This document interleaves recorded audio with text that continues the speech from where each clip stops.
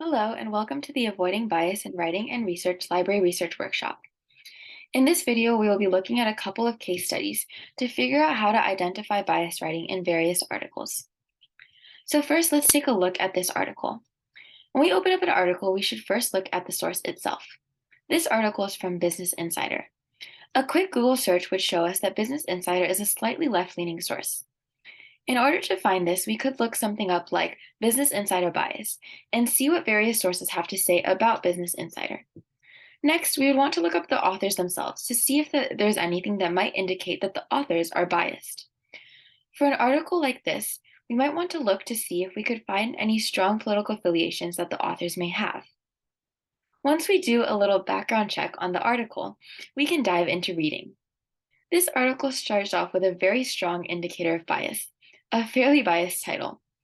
The title uses a pretty strong word, gloats, to describe Trump's reaction to the loss of American media jobs.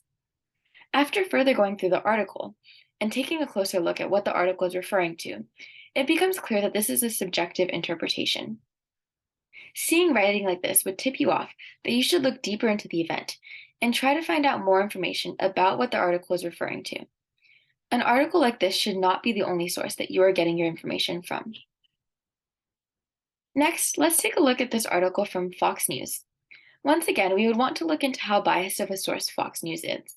Again, using a quick Google search, we would find that Fox News is a pretty right-leaning source. Finding out that a source has a strong political bias, whether that be strongly right-leaning or strongly left-leaning, would let us know that we should be reading the article with a bit of skepticism and an awareness that we might not be able to fully trust everything written in the article.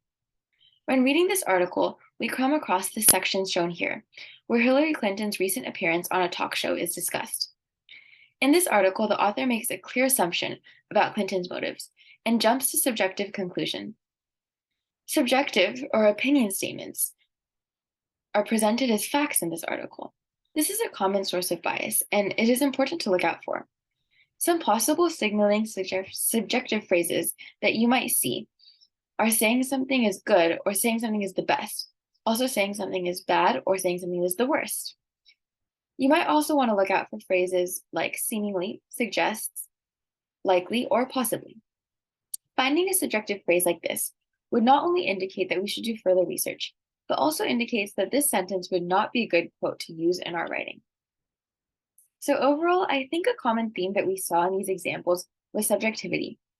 Both of these examples provided a subjective interpretation of things that were happening that was based off of the author's feelings and not based on facts. The main point with these examples is to make sure that you know how to identify bias when presented with it. It is really important for you to understand that if you notice bias like this in an article, you need to do further research, and you should not be basing your argument off a strongly biased article like the ones we saw. Thank you for listening.